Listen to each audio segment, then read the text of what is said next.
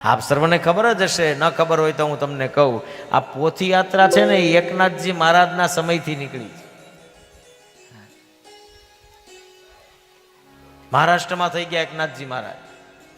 એકનાથજી મહારાજે ભાગવતની ઉપર એક ટીકા લખી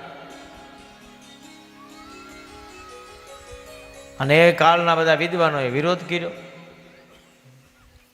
એકનાથજી મહારાજ છે એ પોથી જે લખી છે એ પોથી ખોટી છે અને પરીક્ષા આપવી પડશે. એકનાથજી મહારાજે કહ્યું, તમે ભાઈ મેં મારા માટે લખ્યું છે તો કે ના, એમ ન ચાલે, તમે ગમે એમ ગેરસમજ ફેલાવો છો.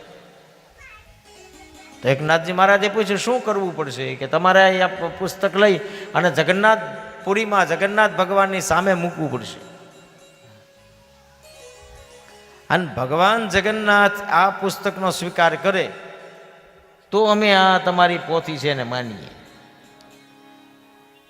વિરોધમાં એનો જ દીકરો હતો હરિપંડિત સામે, એકનાથજી મહારાજની સામે.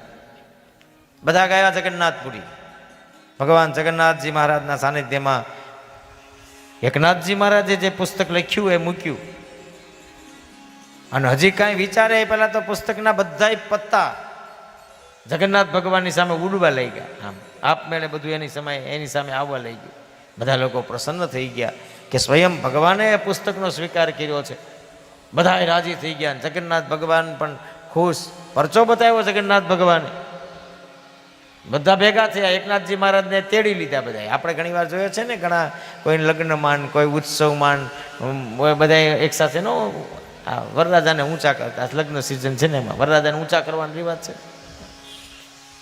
એમ એકનાથજી મહારાજને બધાએ ભેગા થઈને આમ તેડી લીધા અને એકનાથજી મહારાજને પોતાના ખંભા ઉપર બેસીને લોકો ચાલવા લઈ ગયા.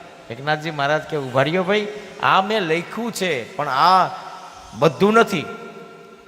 પૂજા તો ખરેખર કરવી હોય તો આની કરવી પડે. અને એ સમયે એકનાથજી મહારાજે એને લખેલા ભાગવતને પાલખીની અંદર મૂકવામાં આવ્યું અને પાલખી પછી 4 જણાએ ઉપાડી બદલતા ગયા. ભાગવત અંદર રહ્યું. ત્યારથી આ પોથી યાત્રાનો રિવાજ છે.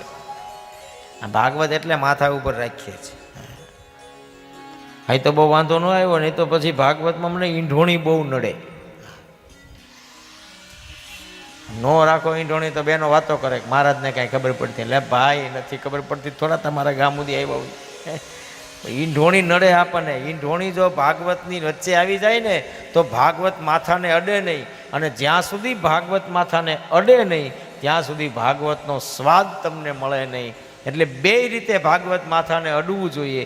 આ પોથીને માથા ઉપર લ્યો ત્યારે ભાગવત માથાને અડે, અને પછી આ કાનની અંદર તમે સાંભળો ત્યારે હૃદયરૂપી માથાને ભાગવત અડે. 2 વખત ભાગવત અડે એટલે આપણું કલ્યાણ થાય.